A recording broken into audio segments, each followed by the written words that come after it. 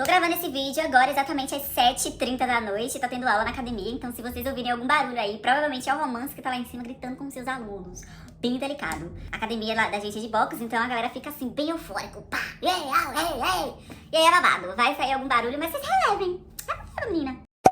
Salve galera, tudo certo com vocês? Bem-vindos a mais nova crítica de filmes, cinéfilos de plantão. Fiquem nesse vídeo porque eu vou fazer uma crítica muito fiel e muito babadeira dessa trilogia que bombou essa semana, porque só deu nos Trend Topics, todas as redes sociais, todo lugar que... Vou até tirar o óculos aqui. Eu tô falando do filme A Rua do Medo, a trilogia, que é uma pegada de filme mais puxando pra série, que deu super o que falar. Eu vi nos Trend Topics a galera super ansiosa pra a última parte que lançou hoje. A trilogia, ela foi lançada por semana. Então, a primeira parte do filme, que é A Rua do Medo, 1994, lançou no dia 2 de julho. A segunda parte lançou no dia 9 de julho, se eu não me engano. A segunda parte é 1978. E a última parte, que lançou hoje, é 16 de julho, que se chama A Rua do Medo, 1666. Alô, alô, glória a Deus. Passa na frente, Senhor. A gente consegue perceber as mensagens subliminares. Bom, eu anotei algumas críticas, algumas coisas aqui. O filme, ele tem essa trilogia lógica, né? Os filmes se passam em épocas diferentes. O primeiro filme da trilogia é em 1994. Ele, inclusive, tenta trazer toda a ambientação, até mesmo as roupas dos personagens. Eles tentam trazer essa fidelidade da época, mas eu acho que não conseguem. Mas isso é um olhar crítico meu. Eles não conseguem ambientalizar e transformar o filme numa pegada, numa proposta mesmo de época. Por exemplo, o filme subsequente, que é o de 1978, ele já é mais antigo. Então, tipo, os adolescentes daquela época têm as mesmas gírias, os mesmos costumes dos adolescentes de 2021. Então, não faz sentido. Apesar de eles abusarem da trilha sonora, né? Eles pegam uma trilha sonora realmente fiel, eles botam músicas daquela época pra trazer realmente a ideia, a referência de que eles estão naquele período, mas somente nisso, sabe? Tem uma hora mesmo que ele tenta fazer, tipo, ele tenta colocar uma caixa de som pra colocar uma música, e aí ele pega e coloca o alto-falante, e aí ele pega e coloca um suporte pra conseguir sair naquele megafone, sabe? Então, tipo, dá pra ver algumas coisas, trazem a referência de que, nessa época não tinha. Aí você cai na real, não, a gente tá falando de 1978. Mas fora isso, você pensa que é em 2021 muito tranquilo. Os personagens, assim, não trazem essa referência de ser algo de época. E o último, que é o 1666, esse sim, esse já tem toda uma referência, a ambientação, até a forma deles falarem, eles realmente puxaram de um sotaque para trazer a referência daquela época. Essa era a época onde existiam vários mitos, sabe? Algumas teorias folclóricas, por exemplo, que o mal sempre vinha encarnado na mulher, então a mulher nessa época, ela era realmente queimada, ela era considerada bruxa, né? Se você tivesse alguma erva, alguma receita caseira, tudo isso era considerado para a sociedade naquela época como algo incorreto, como algo que fugia das leis daquele período. Então as mulheres, elas eram vistas como bruxas. Então a gente tem um pouco desse mito, desse folclore, desse folclore não, dessa coisa relacionada à história mesmo, né? Porque na Idade Média era realmente assim que acontecia. Obviamente que eles não retratam isso, mas a gente consegue pegar um pouco dessa linha histórica, as referências que eles nos trazem pelo enredo que eles contam nesse filme de 1666. Mas vamos lá. O que conta esses filmes? O primeiro filme de 1994, eles pegam, né, duas cidades que tem rixas, né, uma galera, uns jovens muito eufóricos que gostam, assim, sabe, de levar a vida de uma forma muito exagerada. E aí acontece um acidente e esse acidente acaba desencadeando o ressurgimento, entre aspas, dessa tal bruxa. Na verdade, não é que ela ressurge. O início do filme já é com cenas de serial killer, né, mortes. Mas você fica tipo, não entendi. Aí depois a bruxa, ela aparece, né? A história da bruxa, ela aparece, ela nos é apresentada por conta desse acidente que acontece. E aí depois disso começa a ter toda uma trama. E aí começam a aparecer vários outros serial killers. E você fica sem entender de onde que surgiram essas almas penadas. Começa a matar todo mundo. Essa sinopse não vai ser explicada nesse primeiro filme. Você vai ficar sem entender, apesar de que tem uma peça fundamental, que é o irmão da protagonista, que eu esqueci o nome, eu sou péssima com nomes, mas ele é essencial porque ele consegue decifrar todo o enigma. Ele é o personagem mais foda, perdão da palavra, dessa primeira parte, porque ele conseguiu decifrar tudo que tava rolando por meio de fotos. Ele é uma pessoa nerd, né? E ele consegue desvendar tudo que tá rolando. Inclusive, ele descobre nesse filme que teve uma sobrevivente de um massacre que aconteceu alguns anos antes, que é o de 1978. Ela sobreviveu e ela viu a tal da bruxa, que foi o que aconteceu com a amiga deles. Eles estavam perseguindo a menina porque a menina viu a bruxa. Mas a verdade é porque não era pra ela descobrir o que estava por trás da tal da bruxa.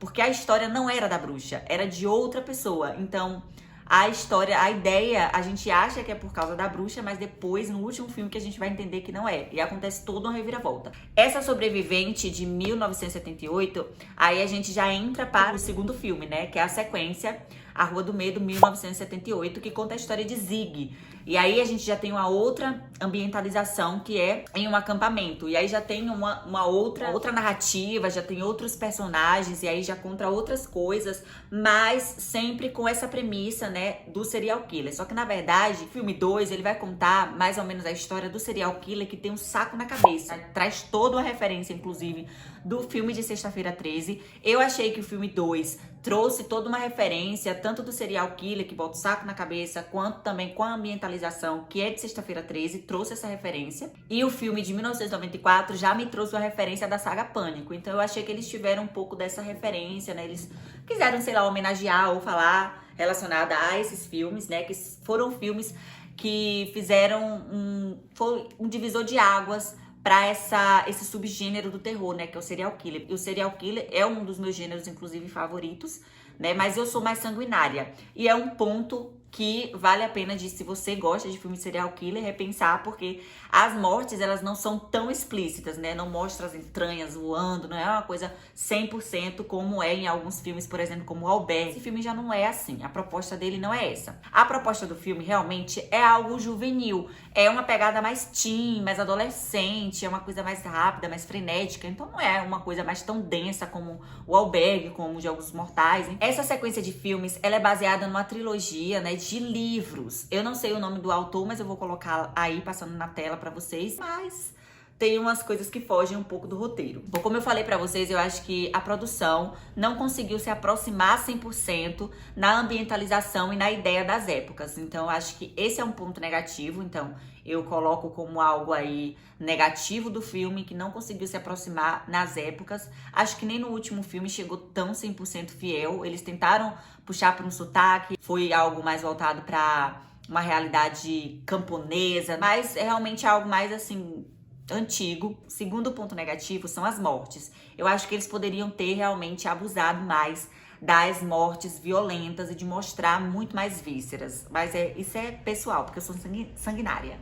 Que nojo. No mais, o filme ele é divertido e ele tem uma trama e um enredo que te envolvem. Eu vi várias críticas detonando o filme, mas, gente, pelo amor de Deus, eles tiveram uma proposta juvenil, eles amarraram dentro da proposta juvenil, eles tiveram um enredo bacana, né? Porque foi baseado em um livro que é um livro de muito sucesso, então não é um filme ruim. Eles entregaram tudo, eles entregaram um filme juvenil, eles entregaram um enredo amarradinho, uma sequência lógica, eles entregaram tudo. Vale, obviamente, levantar questionamentos, né? Geralmente esses filmes têm sempre as críticas lá que falam mais específicos de algumas coisas, mas nós como telespectadores, eu considero um bom filme e eu dou a nota 8, né? Tirando só esses pontinhos que eu falei de alguns erros. É bem pessoal, mas é um filme muito bom que dá pra você maratonar tranquilo.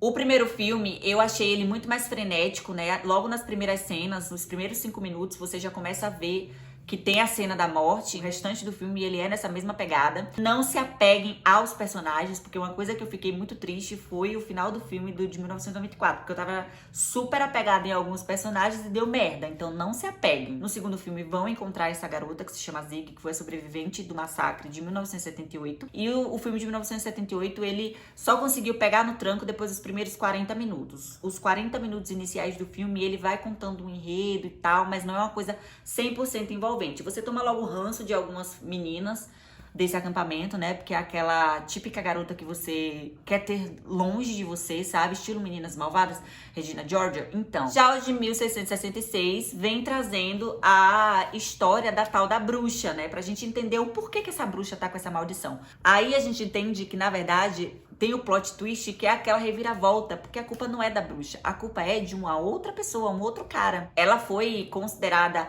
a pessoa que estava desencadeando essa corrente de maldição nas pessoas e que aconteceram esses massacres, porque ela descobriu quem é que estava levando mal para a comunidade dela. E aí a gente descobriu que aquele cara que começou com a corrente, fez o pacto, ele queria se beneficiar daquele pacto para que toda a sua linhagem familiar prosperasse, né? Então, as pessoas que vieram depois dele, filhos, netos, sobrinhos, então, eles prosperaram, né? A cidade que ele também estava vivendo, né? Criando a comunidade, também ia prosperar. Tem a quebrada em 1666 e volta para 1994, quando a protagonista, ela resolve matar o cara, o delegado, né? O delegado, se eu não me engano.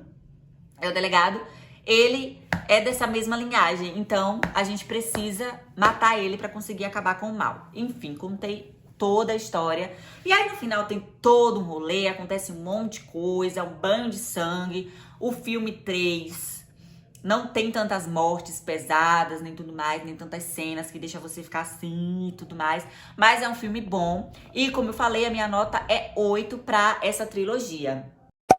Eu espero que vocês tenham gostado da minha análise crítica, né, dessa trilogia que mexeu aí com a cabecinha de todo mundo, todos os jovens, todo mundo comentando no Twitter, fervoroso, todo mundo falando dessa série. Precisei assistir pra vir aqui dar o meu parecer. É um parecer rudimentar, como eu falei, né, não é nada profissional, mas a minha opinião vale porque eu pago a Netflix e eu estou aqui para criticar, porque nós somos seres críticos e pensantes, então vale a pena, na minha opinião, sim. E eu espero que vocês tenham gostado. Se vocês gostaram, assistam ao filme, tá? E depois me comentem aqui o que vocês já acharam da minha análise. A Netflix realmente entregou tudo, né? Realmente presenteou a gente com essa saga, né? Essa trilogia que é bacana, é gostosa da gente assistir. Não é um terror que vai te dar susto, que vai fazer você ficar cagando nas calças. Eu assisti de noite. E é isso. Bem crítica ela.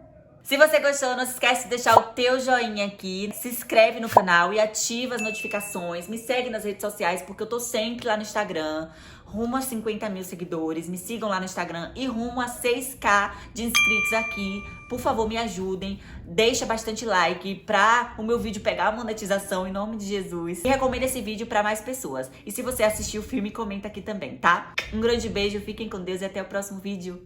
Tchau!